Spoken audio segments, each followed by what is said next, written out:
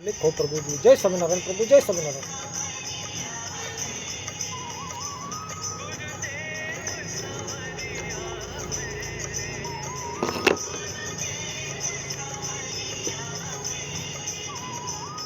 तो एक सेठ था, उसके 7 बेटे थे।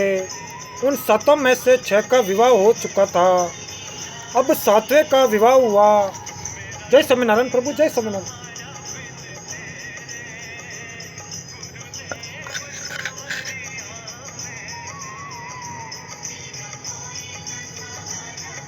अब 7वें बेटे का विवाह हुआ। उसका विवाह जिस लड़की से हुआ वह अच्छे समझदार माँ बाप की बेटी थी। माँ बाप ने उसको अच्छी शिक्षा दी हुई थी। उस घर में सबका भाव अच्छा था। 7 भाई होने पर भी सभी एक साथ रहते थे। एक विलक्षण बात यह थी कि घर की रसोई स्त्रियां ही बनाती थी, कोई रसोईया नहीं था। स्त्रियां स्वयं रसोई बनाती है। तो वे पति पुत्र सास ससुर आदि को प्रेम से भोजन कराती है। परंतु रसोईया रसोई बनाता है तो वह मजदूरी करता है। दूसरा न खाए अथवा कम खाए तो सोचता है कि रोटी थोड़ी बनानी पड़ेगी। आपत मिटी। जय स्वामीनारायण प्रभु, जय स्वामीनारायण। तो घर में 6 जेठानियाँ थी और सुबह शाम बारी बारी से रसोई बनाया करती थी। हर एक जेठानी की 3 दिन में बारी आया करती थी, परंतु उनमें खटपट रहती थी। कोई बीमार हो जाए तो दूसरी कहती कि मेरी बारी में तूने रसोई नहीं बनाई, फिर तेरी बारी में मैं क्यों बनाऊं। तो छोटी बहू आई तो उसके भीतर बहुत उत्साह था। वह एक दिन स्नान करके शुद्ध वस्त्र पहनकर पहले ही रसोई में जा बैठी। तो जेठानी ने देखा तो कहा कि बहू तू रसोई क्यों बनाती है, रसोई बनाने के लिए हम कम है क्या। फिर भी छोटी बहू ने बड़े प्रेम से रसोई बनाई और सबको भोजन कराया। सब बड़े प्रसन्न हुए कि आज छोटी बहू ने बहुत बढ़िया रसोई बनाई। जय स्वामीनारायण प्रभु, जय स्वामीनारायण।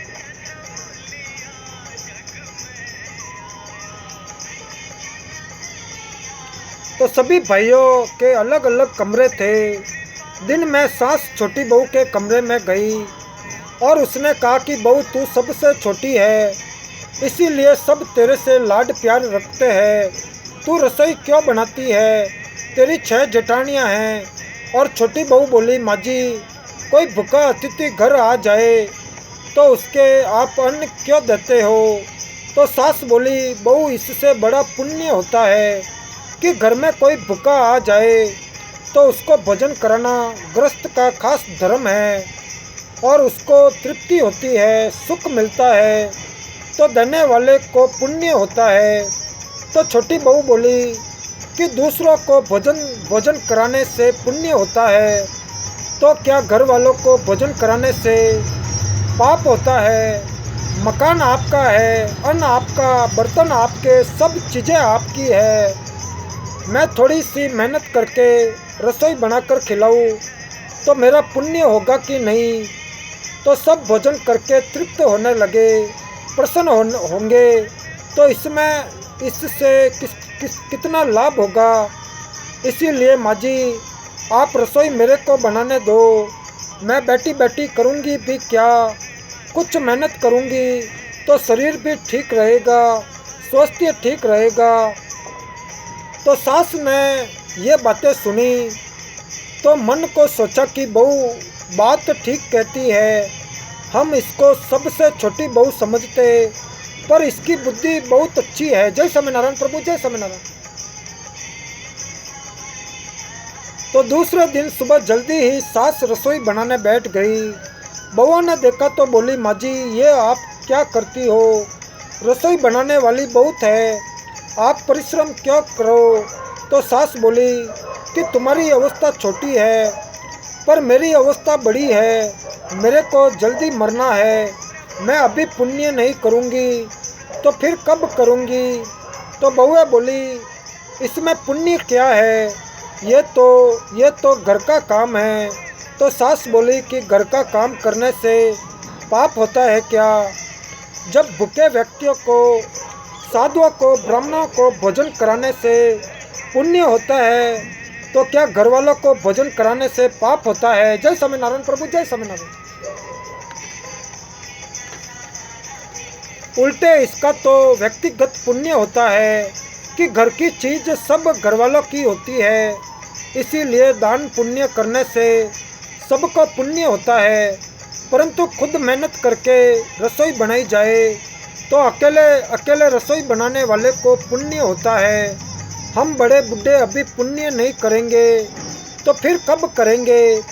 सास की बात सुनकर सब बहुओं के भीतर उत्साह हुआ कि इस बात का हमने ख्याल ही नहीं किया कि घर का काम करने से, भोजन बनाकर सबको खिलाने से भी पुण्य होता है। ये युक्ति बहुत बढ़िया है। अब जो बहू पहले जग जाए वही पहले रसोई बनाने बैठ जाए तो आपस में खटपट होने लगी। एक कहती कि रसोई मैं बनाऊंगी, दूसरी कहती कि मैं बनाऊंगी।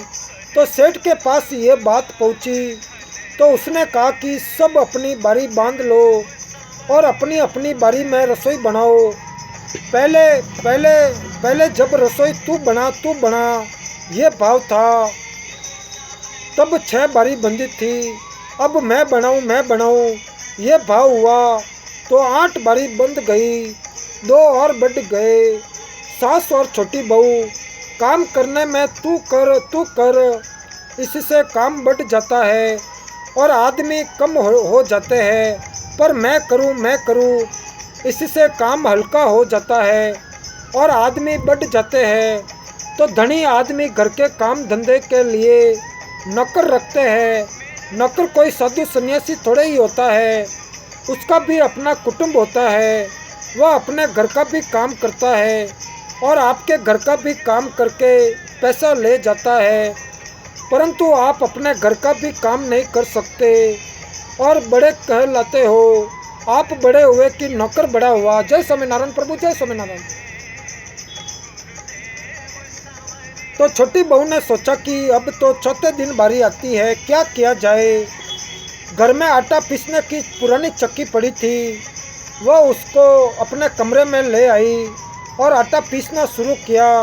मशीन की चक्की का आटा गर्म होता है और गरम गरम ही बोरी में भर देने से जल जाता है, जिससे उसकी रोटी स्वादिष्ट नहीं होती।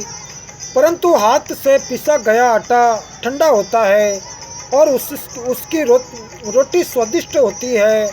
तो छोटी बहू ने हाथ से आटा पीसकर उसी से रोटी बनाई तो सब कहने लगे कि आज तो फुलके का जायका बड़ा विलक्षण है। जय स्वामीनारायण प्रभु, जय स्वामीनारायण।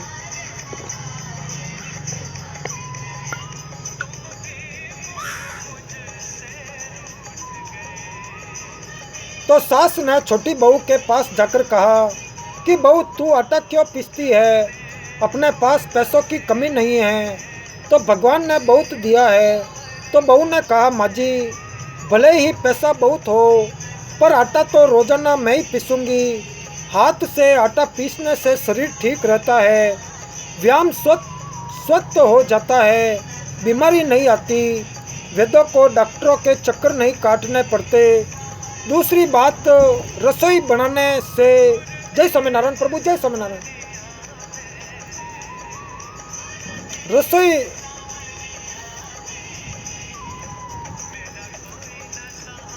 हाथ से आटा पीसने से शरीर ठीक रहता है, व्यायाम स्वस्थ हो जाता है, बीमारी नहीं आती, वेदों डॉक्टरों के चक्कर नहीं काटने पड़ते। दूसरी बात, रसोई बनाने से भी ज़्यादा पुण्य आटा पीसने का है। रसोई चाहे कोई बनाए, आटा तो मेरा पिसा हुआ ही सब खाएंगे। तो सास ने और जेठानियों ने ये बातें सुनी तो विचार किया कि छोटी बहू ठीक बात कहती है। उन्होंने अपने अपने पतियों से कहा कि घर में चक्की ले आओ, हम सब आटा पीसेगी। सब चक्की ले आए। सभी चक्की में रोजाना 2-2.5 सेर आटा पीसने लगी। आटा अधिक हो गया, अब अधिक आटे का क्या करे। तो छोटी बहू ने कहा कि अपनी अपनी दुकान में आटे की बिक्री कर दो। छोटी बहू की बात सबने मान ली कि ये जो कहती है ठीक कहती है।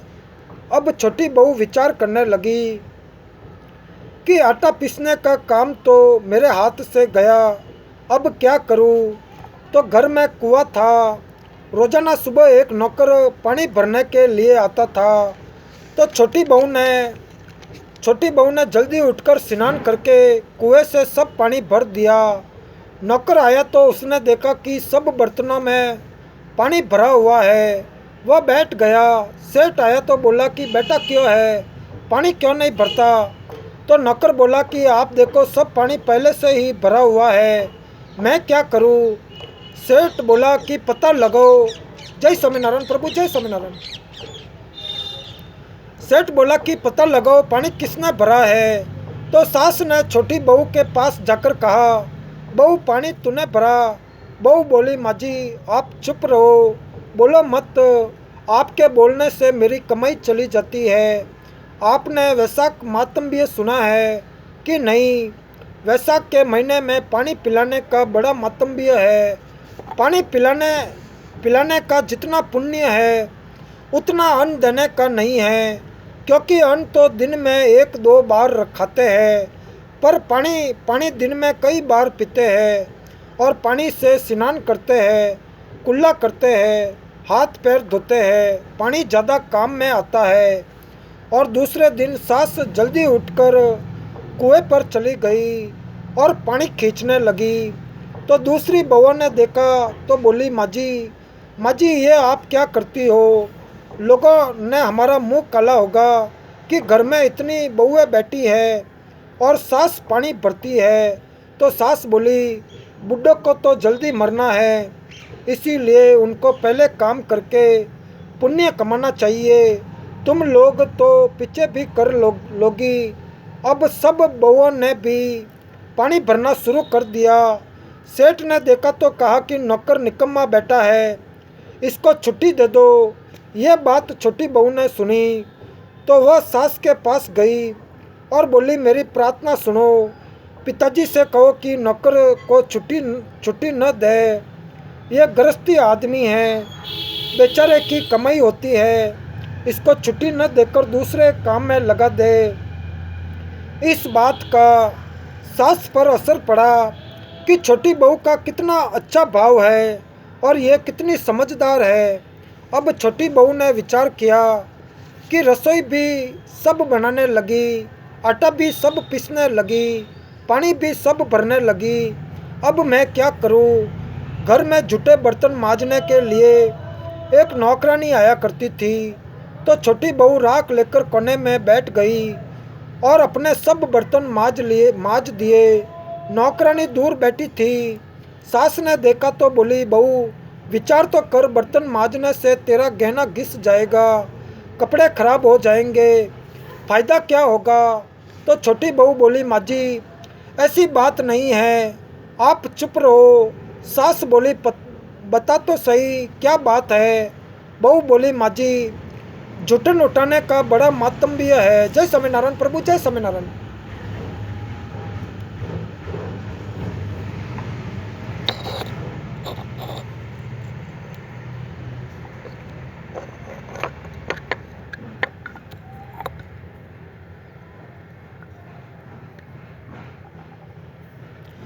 ओम श्री पूर्ण पुरुषोत्तम स्वामी नारायणाय नमः। जय स्वामीनारायण प्रभु, जय स्वामीनारायण।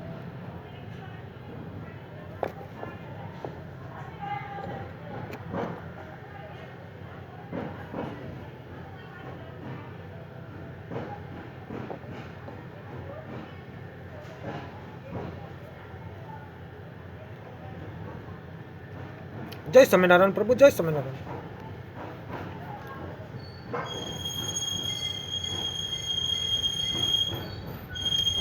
सास ने देखा तो बहू विचार तो कर, बर्तन मांजने से तेरा गहना घिस जाएगा, कपड़े खराब हो जाएंगे, फायदा क्या होगा। तो छोटी बहू बोली, माँ जी ऐसी बात नहीं है, आप चुप रहो। सास बोली, बता तो सही क्या बात है। बहू बोली, माँ जी जुटन जुटन उठाने का बड़ा मातम्य है। आपने महाभारत में कथा कथा नहीं सुनी। पांडवों ने यज्ञ किया तो सबसे पहले भगवान श्री कृष्ण जी का पूजन हुआ। उन्हीं भगवान श्री कृष्ण जी ने सबकी झूठी पतले उठाने का काम किया। जितना छोटा काम होता है उतना ही उसको करने का ज़्यादा मातम्य होता है। अगर अगर जुटन उठाने का ज़्यादा मातम्य नहीं होता तो भगवान ये काम क्यों करते। दूसरे दिन सास बर्तन मांजने के लिए बैठ गई तो छोटी बहू ने कहा, माँ जी मेरी बात सुनो। इस थाली कटोरी गिलास पर तो मेरा हक लगता है, क्योंकि ये मेरे मेरे पति देव के हैं। अंत इनको मैं मांजूंगी। तो सास बोली कि जा, तेरा पति पीछे है, मेरा बेटा पहले है, इसीलिए मैं मांजूंगी। इस तरह बर्तन मांजने के लिए खटपट होने लगी। आखिर सब बहुओं ने बर्तन मांजने शुरू कर दिए तो छोटी बहू विचार करने लगी कि अब मैं क्या क्या काम करूं। सुबह रोजाना झाड़ू लगाने के लिए नौकर आया करता था। छोटी बहू ने सुबह जल्दी उठकर सब सब जगह झाड़ू लगा दिया। तो नौकर ने आकर देखा कि सब जगह झाड़ू लगा हुआ है तो वह बैठ गया। सास छोटी बहू के पास गई और बोली कि झाड़ू तूने लगाया है क्या। छोटी बहू बोली, माँ जी आप चुप रहो, बोलो मत। आप बोलती हो तो मेरे हाथ से काम चला जाता है। तो सास ने कहा कि झाड़ू देने का काम तो नौकर का है, तू झाड़ू क्यों क्यों देती है। तो छोटी बहू ने कहा, माँ जी आपने रामायण नहीं सुनी क्या। वन में बड़े बड़े ऋषि मुनि रहते थे, पर भगवान उनकी कुटिया में न जाकर पहले सबरी की कुटिया में गए। कारण क्या था। सबरी रोजाना रात में झाड़ू देती थी।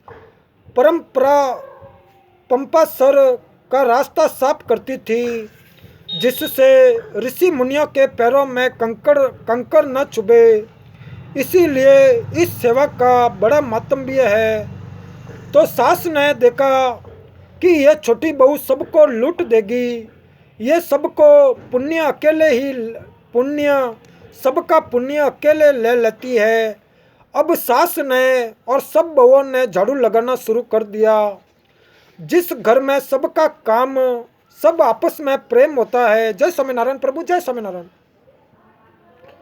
जिस घर में सबका आपस में प्रेम होता है वहाँ लक्ष्मी बढ़ती है, और जिस घर में कलह होता है वहाँ निर्धनता आ जाती है। तो जहाँ सुमति तो संपत्ति नाना, जहाँ कुमति तो विपत्ति निदाना। तो सेठ जी की दुकान में अधिक धन पैदा होने लगा। सेठ ने सोचा कि स्त्रियों के पास भी अधिक धन आना चाहिए, तो उसने घर की सब स्त्रियों के लिए गहने बनवा दिए। गहना स्त्रियों का धन होता है, जिसमें पति का भी हक नहीं लगता। अब छोटी बहू ससुर से मिले, गहने लेकर बड़ी जटानी के पास गई और बोली कि आपके लड़का लड़की है, उनका विवाह करोगी तो गहना बनवाना पड़ेगा। मेरे तो अभी कोई लड़का लड़की है नहीं, इसीलिए इन गहनों का मैं क्या करूँगी। और मेरे माता पिता ने मेरे को खूब गहने दिए हैं, वे सब मेरे पास तिजोरी में पड़े हैं। तो सास ने देखा तो छोटी बहू के पास जाकर बोली कि बहू ये तुम क्या करती हो, तेरे ससुर ने सबको गहने दिए हैं। तो छोटी बहू बोली, माँ जी आप चुप रहा करो, आपको कोई बात कहना तो गांव में हल्ला करना है। काम धंधा करने से पुण्य होता है तो क्या दान करने से पाप होता है। वस्तु देने का तो बड़ा पुण्य होता है। तो सास को बहू की बात लग गई। वह सेठ जी के पास गई और बोली कि आपके नौकरों को मैं धोती कुर्ता दूंगी। सेठ बहुत राजी हुआ कि पहले नौकरों को कुछ देते थे तो ये लड़ पड़ती थी, पर अब कहती है कि मैं दूंगी। अब सास भी दूसरे को वस्तुएं देने लगी, बहुएं भी वस्तुएं देने लगी, तो घर में वस्तुएं हो गई ज़्यादा और आदमी हो गए कम। तो पुण्य के दो ही काम हैं, काम धंधा खुद करना और वस्तुएं दूसरों को देना। ये दो काम होने लगे तो घर में खटपट मिट जाए, शांति हो जाए। दूसरे लोग भी सोचते हैं कि कन्या देनी हो तो ऐसे घर में दो जिससे वह सुख पाए, कन्या लेनी भी हो तो ऐसे घर की लो जिससे हमारे घर में भी सुख शांति रहे। तो साधु भी ऐसे घरों की भिक्षा लेना चाहते हैं। तो गीता जी में कहा है कि श्रेष्ठ मनुष्य जो जो आचरण करता है, दूसरे मनुष्य वैसा वैसा ही आचरण करते हैं। वह जो कुछ प्रणाम कर देता है, दूसरे मनुष्य उसी के अनुसार आचरण करते हैं। तो इस श्लोक में श्रेष्ठ मनुष्य के आचरण के लिए तो 5 पद आए हैं, यत यत तत् तत् तथा एव, पर प्रणाम वचन के लिए केवल 2 पद आए हैं, यत और तत्। इससे यह तात्पर्य निकलता है कि समाज पर मनुष्य के आचरणों का असर 5 गुना पड़ता है और वचनों का असर 2 गुना पड़ता है। तो छोटी बहू ने आचरण किया, केवल व्याख्यान नहीं दिया, इसीलिए उसका असर पूरे घर पर पड़ा, जिससे पूरे घर का सुधार हो गया।